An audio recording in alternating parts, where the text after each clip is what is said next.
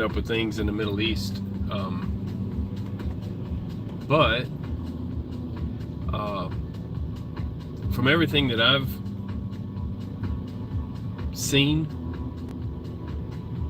and things I've heard, is that what's going to happen is, and how it's going to affect us is, I don't believe at this point, I don't believe that we have any interest, we have any reason to worry about us being in Gaza. I think that our stuff that we've got going over there, I don't have to name it. You can look at, well, you can look up the Gerald Ford. They talked about that on the news. But our stuff that over there, it might be parked next to the Gaza Strip, but it doesn't have anything to do with the immediate problem in Gaza. It's the after effects and everybody else's chess moves after that, because the Gaza Strip is all a Muslim country, and Iran backs them because they're a Muslim, not even because they love them that much. It's just, that's what it is, you know. Support different terrorist groups anyways. So what's going to happen is, it's been all these years that Israel has really, yeah, there was an occupation, and then they put up a wall. They said, fine, have your own government. And then there was all these tunnels that went over to Israel, and so they made the wall go deep into the ground to stop the tunnels. They made sure nobody was in them. They started blowing them up, that kind of stuff. People smuggling things. It's just basically the black market of stuff like, I don't know, toilet paper, everything they produce in the Gaza Strip that they wanted to get from Israel. They got other countries they can buy it from and this and that. But the thing is, yeah, it's a tough life because of all the fighting that they did for years, that they were secluded a bit.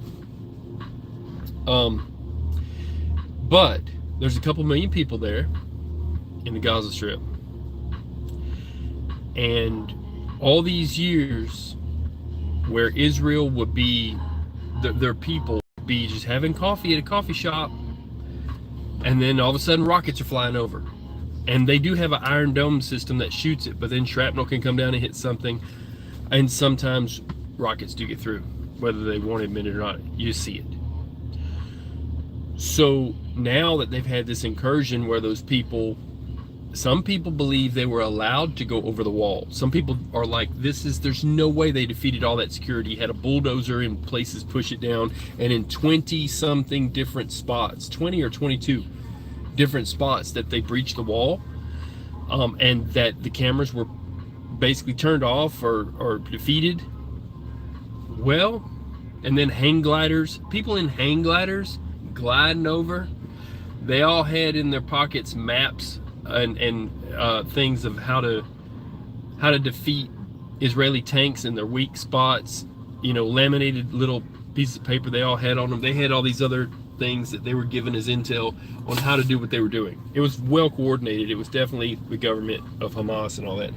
Hamas was originally a terrorist organization. I don't know how they allowed them to even fake vote themselves in as rulers of the country, but they did. And so there you go. So you got a terrorist organization running a country. They cut up their own water pipes to make missiles out of and rockets, and then they want to say they got no water. Their main purpose was to create war. Their main purpose was, we are a beachhead for all of the Muslim countries. They will all supply us, and one day we'll go to war with Israel. That was the whole plan. So they're there. They made that happen. Well, now they've picked a fight, and now they've said that there was one guy who was in the military, who he was he's probably about 55 years old, and he was in the reserves.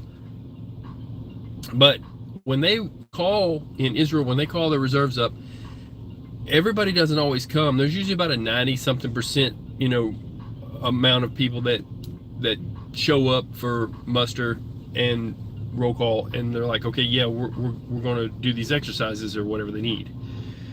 There's 115%. There's people that are signing up that really are so old that they could just be spotters or different things. They're not physically even in shape for some of the stuff, but they've got their rifles and they're ready to fight. They don't care because they saw it before, and they called it before the Yom Kippur War. They probably call it that again. They did this during their little holiday. Not good. So it was to provoke. It was to provoke. It was made to make this happen. So they have enough people. They don't need us in the Gaza Strip at all. They don't need us in Israel at all. Israel probably wouldn't even allow it. But when they go in, and Israel is talking about, their people are all saying, we're tired of them lobbing over rockets when we're just trying to have coffee and this and that and trying to, hit us terrorist attacks. And they all want to make the Gaza Strip a parking lot. Everybody says it. 2 million people are probably fixing to get wiped out over there. That's just the truth. There's going to be a lot that are, oh, well, they went to different countries and we'll get them out in this, but it's going to be bad. They've had enough. It is enough at this point for Israel. You ain't going to stop them. We ain't going to stop them. But then Iran's going to get involved. Now, Iran likely has nuclear missiles now at this point. Not necessarily a full ICBM, rocket set up, but they can shoot it a good ways. They can hit Israel, and Israel has a clause that if anybody shoots nuclear anything at us, it's called the Samson clause. Just like when Samson was blind and he was actually being held as captive, and it was in this great celebration day that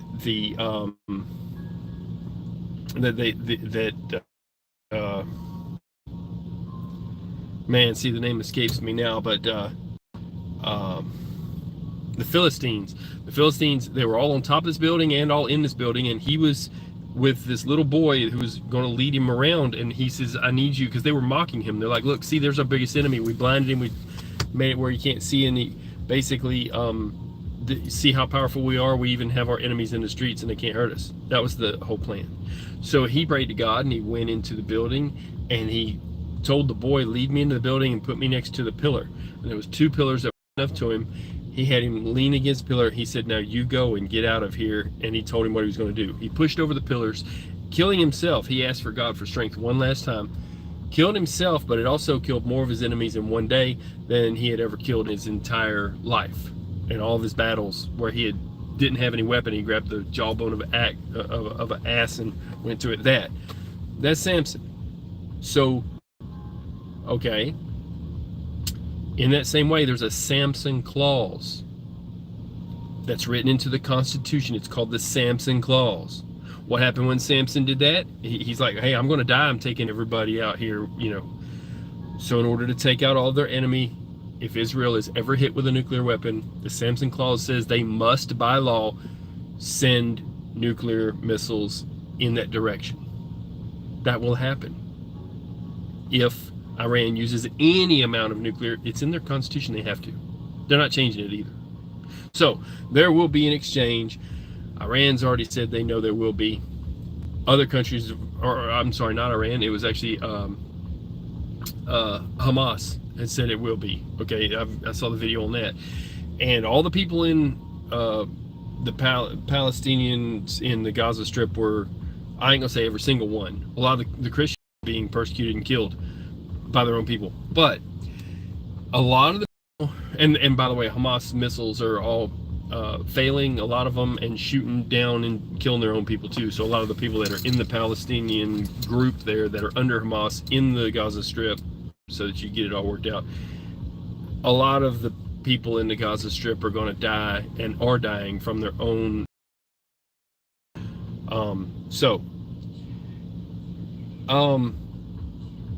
Then Iran's going to get involved, and Iran, whether they got their missiles from Russia or whether they come up with them through their own centrifuges that didn't work at one time because of a little problem, they had a little problem. Some got, yeah, I know all about that. Well, they are going to get involved, and they'll be backed by, likely, well, could even be Iraq. there's a lot going on there. And since they just recently voted in that they were going to, all these countries got together, they're called the BRICS nations, they all got together and they decided we're not going to use the US dollar as the petrodollar no more. That's going to completely it's going to affect the US dollar a lot, but that, so for that reason we kind of have to do something, and we're there. It's something going to go off. So will there be an exchange over a great distance of a couple of countries, you know, ICBMs? No. Russia's got tactical nukes. Are they going to shoot them off? Yeah. They're going to look over there. They're going to see that going, oh, y'all did that. That's interesting.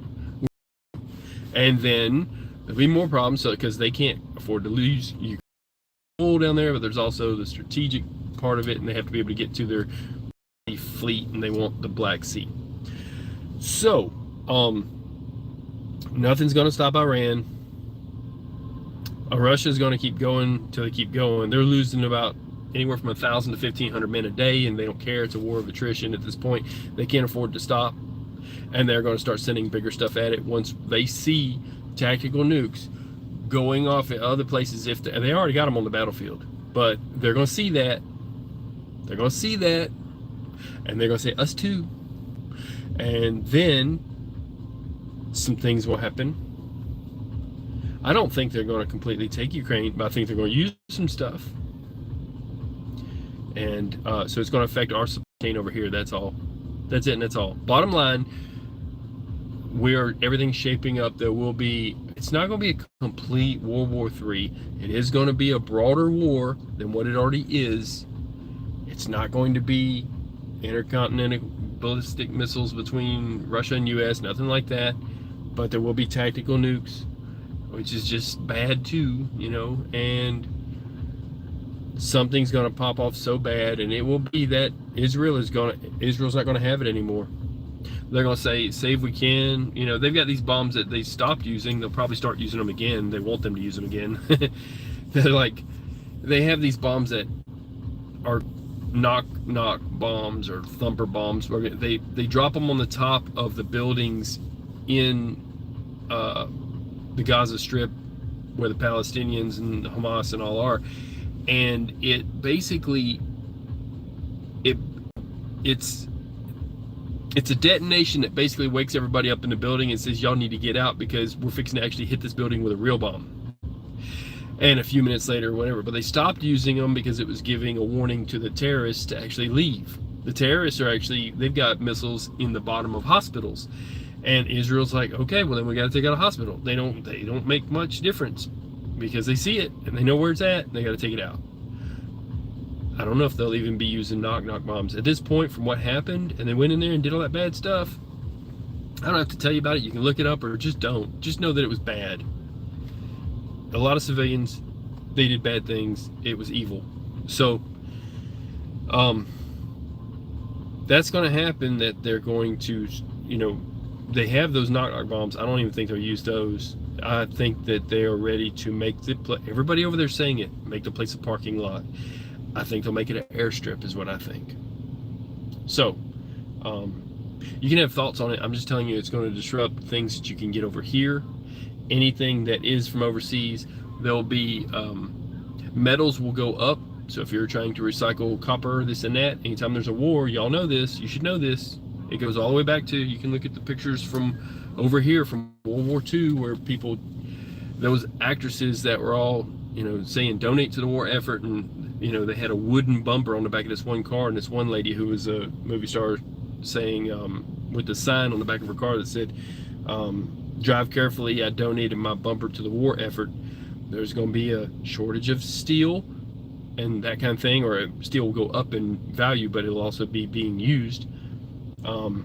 They got to make tanks out of stuff. They got to make bullets out of stuff. They need so if you're recycling things, honestly, it's going to sound weird, hang on to your aluminum cans and copper. It's going to go through the freaking roof very, very soon, and it won't take long, and you can go to the recycling place and make more money for what you got, maybe even triple. You're going to see, the supply chain is going to change. Oh, it's going to change. And we just had a ship that was going to Dallas, Texas, that was laden with oil that was a Chinese company supposed to bring us oil from close to Iran. Iran seized it. Okay?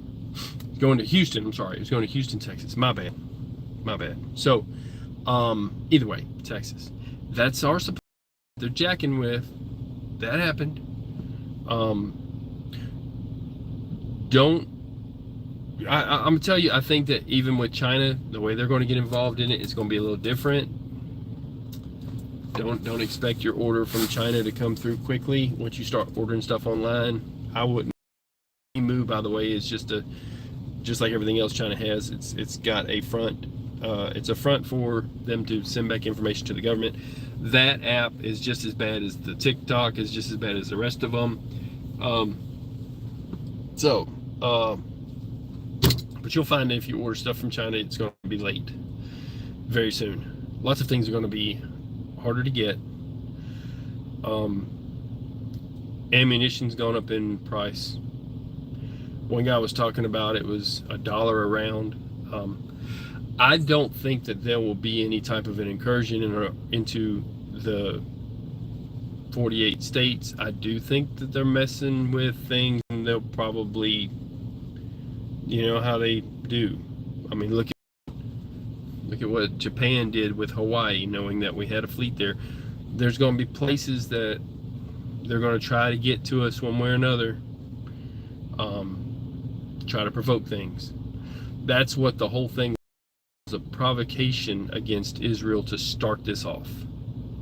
And it just so happens, if it wouldn't have been that they wouldn't, if they had not changed these other countries using the American dollar as the petrodollar, and they're using, BRICS nations are using their money that's backed by gold, we wouldn't be posturing for war. But like I said, the things that is got very, very little to do with the immediate problem with Gaza. We won't be in Gaza. I mean, people will go places and do things, but it's not going to be, you know. At this point, though, I'm looking at how things are going. I would actually, honestly, this is going to sound crazy. This is the crazy part. I wouldn't be surprised if there's a draft. I wouldn't be surprised if they start, you know, pulling up some of the resources, and that's why they're wanting to wind things down in Ukraine, is because they know that there's a broader, bigger thing. Just like when they got out of Afghanistan, it was like, we got to get out of here pretty quick because some things are going on. They already knew then. They know these things. So when it's harder to get things, when the supply chain is affected by our overseas stuff, we'll still be here. I'll still be trucking. I'll truck till they put razor wire around my truck. I'll truck until there's nothing left of me. Okay, and we got people help us. It's all good. But we can't get steel from China and turn it into the widget or the watts that you need. So if it's not at the factory we go to pick it up at, then it just won't be available. And like I said, anything made out of copper or silver or aluminum or steel, the price is going to be affected. Everything's going to be affected. A lot of steel companies that were making I-beams for buildings will start to change what they buy, be flat bar steel for other companies. Everything will, it just kind of moves and changes. So as long as they keep making the things that we need on a day-to-day basis, we're all going to be all right anyways. But it's going to affect some things, and a bunch of people are going to go from here to over there. Anybody want to say anything, y'all go ahead. I'm just telling you what's really popping off. It's going to happen. I have visions and dreams. The one about this was kind of just vague. It was vague. It was something's going to happen. This is going to happen. It's not about what you think. It's not about this. But it doesn't matter. And I'm not trying to put everything out there anyhow, because it might be something that they might not want out, that might stop progress. Nobody's trying to stand in the way of progress. Progress is progress, right? So I believe that oil will be backed again by the American dollar. I believe that's going to happen pretty soon. And I think that Gaza is fixing to be no problem. I don't think they can afford to keep this going. I don't think that the people of Israel are going to allow it to go. And since they've already threatened from the Gaza Strip that they're talking that there's going to be a nuclear exchange because other countries are going to get involved, that's pretty much talking about Iran. Everybody can already see that that would happen, and so it's all about Iran. I didn't say it, but Senator McCain said it. Bomb, bomb, bomb, bomb, bomb, Iran. I'm not saying that, but it's going to be coming. Some stuff's going to be coming from there. And the Samson Clause says Israel must send back nuclear. They're really supposed to have done it if any nation sends any kind of missiles, any kind of rockets. But it's especially, yeah, if someone sends any type of nuclear anything to Israel, Samson Clause. Look up the Samson Clause. Russia has the same thing. It's called dead hand. Okay? In other words, if they've got these sniffers over there, basically that's what I call them, that if they detect nuclear, which they've already did that to Chernobyl, you know, but if it detects nuclear weapons, then it will, using a very cheap DOS program, it's going to send their nuclear weapons to all the people that is already pre-programmed to send them to, which does include us, but they're not going to do that. But I'm saying, hopefully their tactical nukes won't set that crap off. They need to turn the dead hand off. That's all I'm going to say about that. God bless you, people. If y'all got anything to say, go ahead and say it. I'm going to get off this thing. I appreciate you showing up, showing out. This is just truth. I'm just dropping truth.